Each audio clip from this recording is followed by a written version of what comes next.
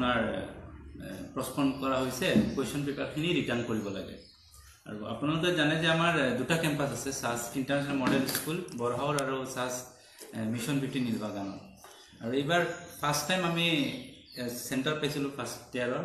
সেই হিচাপে আমি কি কৰিলোঁ আমাৰ কনভিনিয়েণ্টৰ কাৰণে ফাৰ্ষ্টত পেকেট যিটো থাকে কুৱেশ্যন পেপাৰৰ বান্ডিল কুৱেশ্যন পেপাৰৰ বান্ডিলত ওপৰত এটা ফিতা থাকে যেটো আউটাৰ সিল সেইটো আমি কাটিছোঁ কিন্তু তলত তিনিটা পেকেট কুৱেশ্যন পেপাৰৰ আছিল কুৱেশ্যন পেপাৰখিনি তিনিটা পেকেটত কি কৈছে আমাৰ যেহেতু তাতে হয় আমি তাতে শিফ্ট কৰিলোঁ কুৱেশ্যন দুটা বান্ডিল আৰু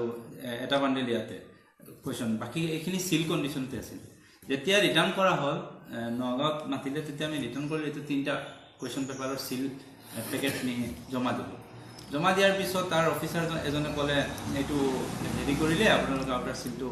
কিয় কাটিলে এটা আণ্ডাৰটেকিং লিখিব লাগে সেইটো হিচাপত আমি আণ্ডাৰটেকিং লিখিলোঁ আৰু সেই সময়তে ছাৰজনে ক'লে এইটো হেৰি কৰিব নালাগে কাৰণ ভিতৰৰখিনি এনেকুৱা খুলিব পাৰোঁ তেতিয়া অফিচাৰ এজনেও চাই এইটো টেপবিলাক এনেকুৱা খুলিলে তেওঁ তাতে খুলি তাৰপিছত সেইখিনি তাতে ৰাখিলে আৰু আমি আহিলোঁ তাৰপিছত আজি হেৰিটো পালোঁ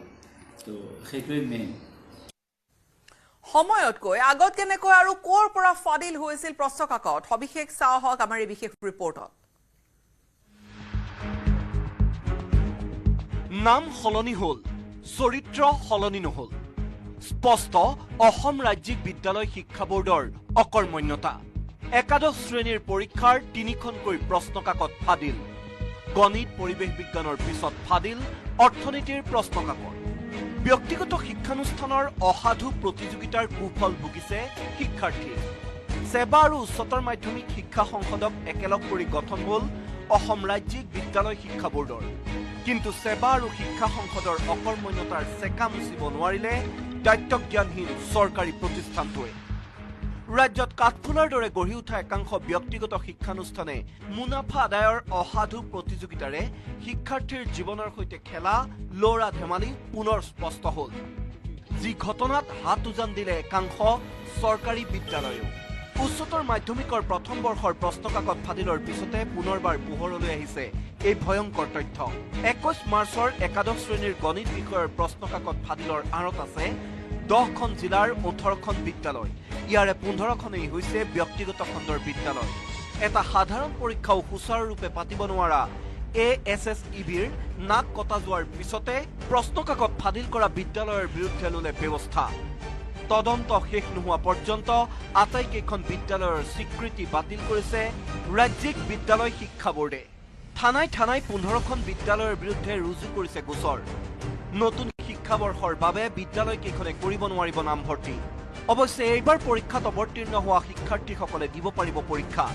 সময়ৰ পূৰ্বে প্ৰশ্নকাকত ফাদিল কৰা বিদ্যালয়ৰ তালিকাত আছে শিক্ষামন্ত্ৰী গৃহ জিলা ধেমাজি আৰু নগাঁৱৰ 3খনকৈ বিদ্যালয়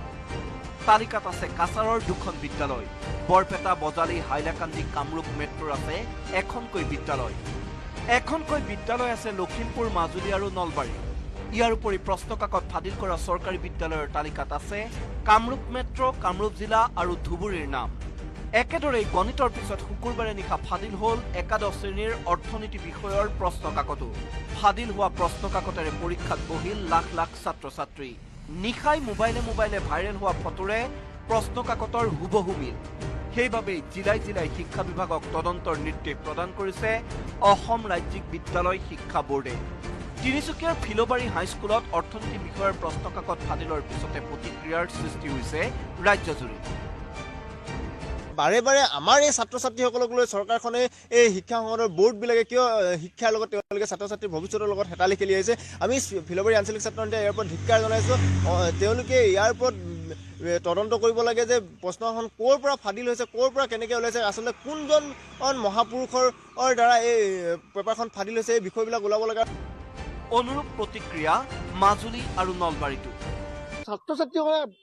মানসিকভাৱে অত্যন্ত হাৰাশাস্তিৰ সন্মুখীন হৈছে অভিভাৱকৰ হাৰাশাস্তিৰ সন্মুখীন হৈছে এগৰাকী শিক্ষামন্ত্ৰীৰ নেতৃত্বত এটা পৰীক্ষা আজিলৈ ভালদৰে অনুষ্ঠিত কৰিব পৰা নাই আৰু শিক্ষামন্ত্ৰীগৰাকীয়ে উত্তৰ দিয়ক আৰু ছাত্ৰ ছাত্ৰীসকলেও যে শাস্তিৰ সন্মুখীন হয় তাৰ কাৰণে কি ব্যৱস্থা গ্ৰহণ কৰিব আৰু অনাগত সময়ত যদি এই ধৰণৰ ব্যৱস্থা গ্ৰহণ নকৰে তাৰ কাৰণে আমি দাবী উত্থাপন কৰিছোঁ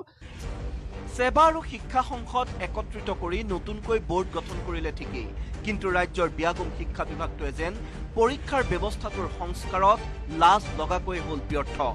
স্বাভাৱিকতে প্ৰশ্ন উঠিছে চৰকাৰী যন্ত্ৰৰ এনে ব্যৰ্থতাৰ কুফল আৰু কিমান দিনলৈ ভোগ কৰিব লাগিব অসমৰ শিক্ষাৰ্থীয়ে।